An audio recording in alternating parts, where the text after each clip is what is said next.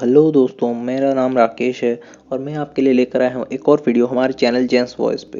दोस्तों, आज का जो हमारा टॉपिक है, ये टॉपिक थोड़ा पुराना हो सकता है, लेकिन ये टॉपिक बहुत ही अच्छा है, बहुत ही नॉलेजेबल है और आपको इसके बारे में जानने के लिए बहुत कुछ मिलेगा। दोस्तों, आज का हमारा जो टॉपिक है वो है इंडियन साइंस। दोस्तों, हमारे देश में ऐसे बहुत से लोग हैं जो ये मानते हैं कि भारत का ज़ीरो के अलावा, इंडियन साइंस का ज़ीरो के अलावा और दुनिया के किसी भी कोने से और भारत का कोई भी योगदान नहीं है।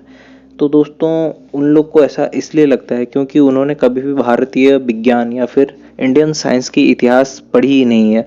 दोस्तों, इंडियन साइंस बहुत पुराना है, या फिर हम लोग कह सकते हैं कि ये हज़ारों सालों पुराना है।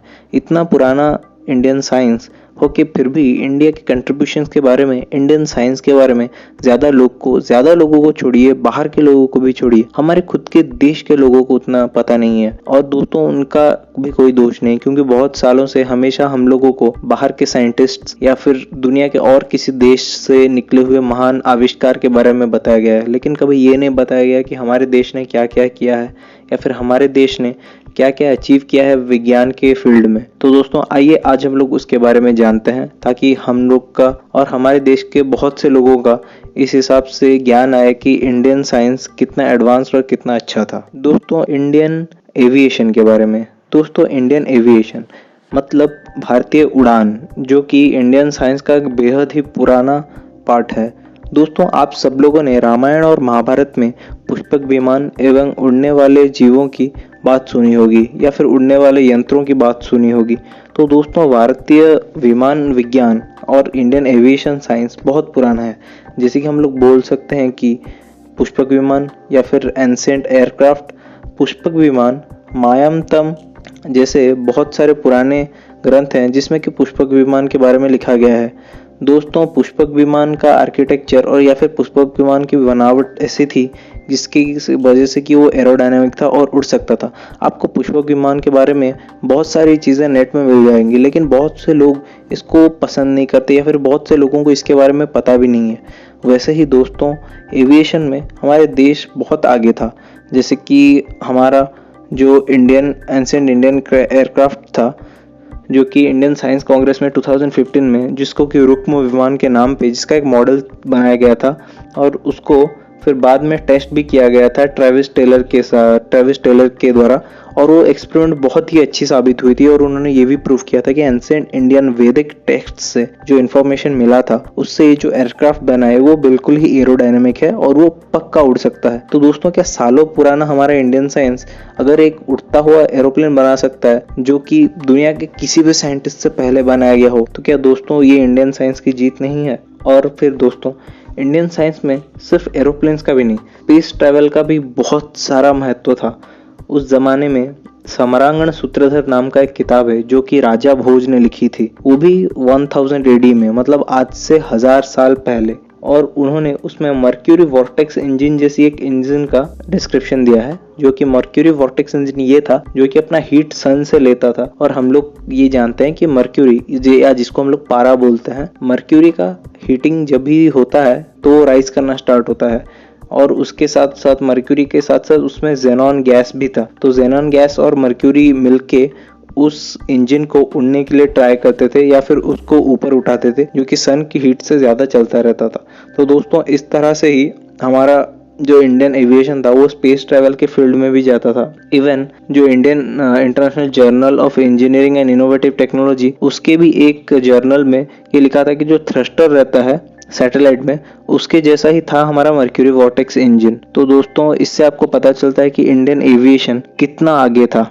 सिर्फ यही नहीं दोस्तों, इंडियन आर्किटेक्चर साइंस भी बहुत ही उम्दा था, बहुत ही स्ट्रॉन्ग था। एक 4500 साल की पुरानी किताब है मायामतम, जो कि लोग मानते हैं कि मायासुर ने लिखी थी। वही मायासुर जिसने कि बहुत सारे देवताओं के लिए मायावी महल बनाए थे, वही मायासुर जिसने कि पांडवों के लिए खांडव वन में इंद्रप्रस्थ बनाया था। तो दोस्तों, वो मायासुर को आर्किटेक्चर का मास्टर माना जाता था। तो मायामतम 4500 साल पहले एक किताब थी जिससे कि इंफॉर्मेशन लेके आर्किटेक्चर का बारे में बनाया जा रहा था सारी चीजें। छत्तीसगढ़ में सिरपुर नाम की जगह है, वहां पे सुरंग टीला मंदिर एक है जो कि 7th सेंचुरी में बनाई गई थी, जिसने कि 11th सेंचुरी की एक बहुत बड़ी अर्थक्वेक झेली थी। वो जो मंदिर बनाई गई थी उसको पत्थरों को जोड़कर उसके बीच में एक आयुर्वेदिक पेस्ट लगाया जाता था, जिसको कि साइंटिस्ट 20 गुना स्ट्रॉन्गर मानते हैं कंक्रीट से, और उसके लाइफ टाइम भी कंक्रीट से बहुत ज़्यादा है। और दोस्तों इसमें एयर पॉकेट्स बनाए गए थे ताकि जब रिड्यूस हो अर्थक्वेक के इफेक्ट्स को, जब अर्थक्वेक हो या फिर जब अर्थक्वेक हो तो अर्थक्वेक का जो सिस्मोग्राफिक वेव्स है वो बहुत ज़्यादा पावरफुल होता है। अगर बिल्डिंग के फाउंडेशन में एयर पॉकेट्स रहते हैं तो वो वेव्स को आगे उतना स्ट्रांगली बढ़ने के लिए हेल्प नहीं करते, जिसके वजह से कि बिल्डिंग का गिरने का चांसेस बहुत गुना कम पड़ जाता है। तो दोस्तों इस तरह से इंडियन आर्किटेक्चर साइंस भी बहुत ही ज़्यादा उम्दा थी, जिसका कि एग्जाम्पल आप हमारे बहुत सारे मंदिरों में देख सकते हैं। कुछ कुछ मंदिरों में ऐसा भी है कि मेटल बॉल्स है पिलर के अंदर जो कि घूम सकते हैं। कुछ कुछ जगह पे बहुत ही सिमेट्रिकल डिजाइन्स के पिलर्स बने हैं, वो भी इक्वल एंगल पे, इक्वल मेजरमेंट में। तो दोस्तों आप सोचिए उस जमाने में इंडियन आर्किटेक्चर कितना बेटर था। आप हमारे मंदिरों से, पुराने मंदिरों से देखकर ही आप उन्हें पता लगा सकते हैं। और फिर इंडियन साइंस के बारे में और क्या ही बताए दोस्तों। इंडियन मेडिकल साइंस के बारे में तो आपको हम लोग पहले से बता ही चुके हैं, जिसमें कि हम लोग सुश्रुत संहिता के बारे में बात कर चुके थे, जिसमें हम लोग चरक संहिता के बारे में बात कर चुके थे। उसमें हम लोगों ने ये भी बताया था कि दुनिया में जब हिप्पोक्रेटिस ने पहले मेडिसिन का कॉन्सेप्ट दिया, उससे 100 साल पहले ही सुश्रुत ने सुश्रुत संहिता में बहुत सारे मेडिसिन्स का, मेडिसिनल प्लांट्स का, फिर 11,000 डिजीजेस के बारे में और इवन सर्जरी के बारे में भी बता ही दिया था।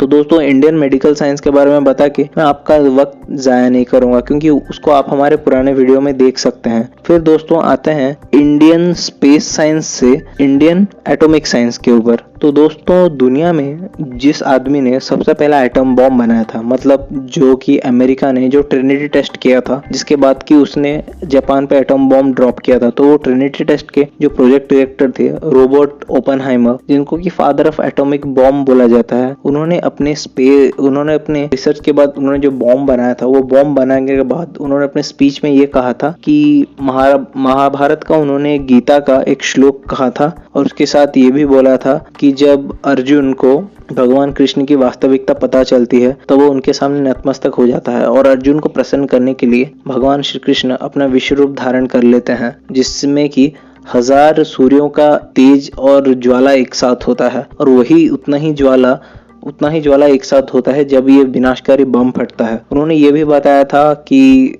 भगवान विष्णु या फिर भगवान कृष्ण जो थे, उन्होंने अर्जुन को अपने कर्तव्य के बारे में समझाया था, और उन्होंने ये भी कहा था अपने स्पीच में, I have become the destroyer of the worlds, I am become death the destroyer of the worlds. तो दोस्तों ये उनकी आखिरी लाइन थी।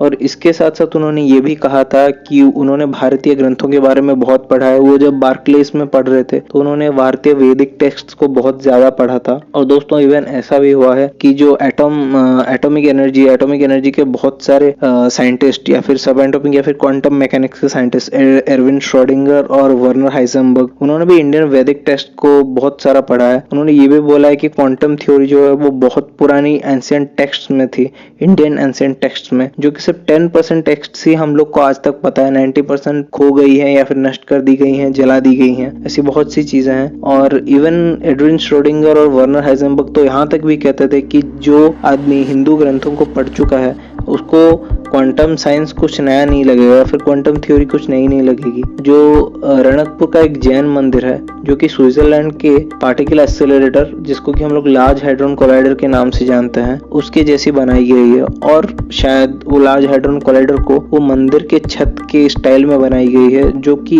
एक बहुत ही उम्दा आर्किटेक्चर थी। और जिस लार्ज हैड्रॉन कोलाइडर को इसलिए बनाया गया था ताकि प्रोटॉन्स को वहां पे 11 करोड़ किलोमीटर पर आवर की स्पीड में एक साथ कोलाइड किया जा सके, और जिससे कि एक बिग बैंग जो हुई थी, जिससे कि हमारा अर्थ का या फिर यूनिवर्स का फॉर्मेशन हुआ था, उसके हिसाब से उतना ही एनर्जी प्रोड्यूस हो। आपको जान के ये भी हैरानी होगी कि लार्ज हाइड्रोन कोलाइडर के बाहर शिव जी की तांडव नृत्य वाली एक प्रतिमा रखी गई है, जिसको कि फॉरेनर्स भी इवन द कॉस्मिक डांस के रूप में मानते हैं। दोस्तों आपको न्यूक्लियर बॉम्ब के बारे में तो पता ही होगा। थार डेजर्ट में राजस्थान में 1992 में कुछ साइंटिस्ट ने मिट्टी ली थी, और वहां से उन्होंने रेडियो एक्टिव रेसिड्यूज का थिक लेयर 7 स्क्वायर किलोमीटर का 8 से 12,000 साल पुराने का पाया था, जिसको कि वो लोग बोलते हैं कि एक लॉस्ट सिटी का रिमेन्स है। लेकिन न्यूक्लियर रेडियो एक्टिव मटेरियल ये बताता है कि यहाँ पे बहुत पुराने जमाने में एक न्यूक्लियर रेडियो एक्टिव ब्लास्ट हुआ था, तो न्यूक्लियर ब्लास्ट 8 से 12,000 साल पहले, मतलब दोस्तों ये समय वही समय है जिसको कि साइंटिस्ट और हिस्टोरियंस भी रामायण का काल मानते हैं। तो दोस्तों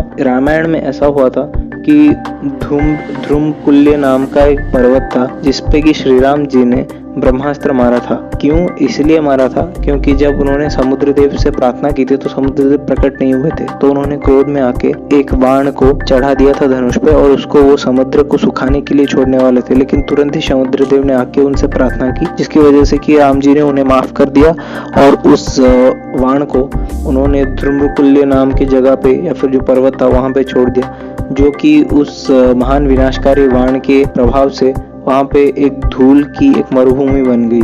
तो दोस्तों इंडियन साइंस को अगर हम लोग डेप्थ में जानने के लिए चाहें तो बहुत ही ज़्यादा डीप है, लेकिन आप चाहें तो इसके बारे में और भी सर्च करके जान सकते हैं, पढ़ सकते हैं, या फिर ऐसा भी कर सकते हैं आपको बहुत चीज़ों के बारे में पता भी चल सकता है इंडियन साइंस के ऊपर अगर आपका इंटरेस्ट हो तो। दोस्तों इसी के साथ ही मैं विदाई लेता हूँ। आप लोग को क्या अच्छा लगा आप हमारे कमेंट्स में लिख सकते हैं, या फिर आपको अगर कुछ जानना हो तो आप फिर कमेंट्स में पूछ भी सकते हैं। इसी के साथ साइनिंग ऑफ। Thank you.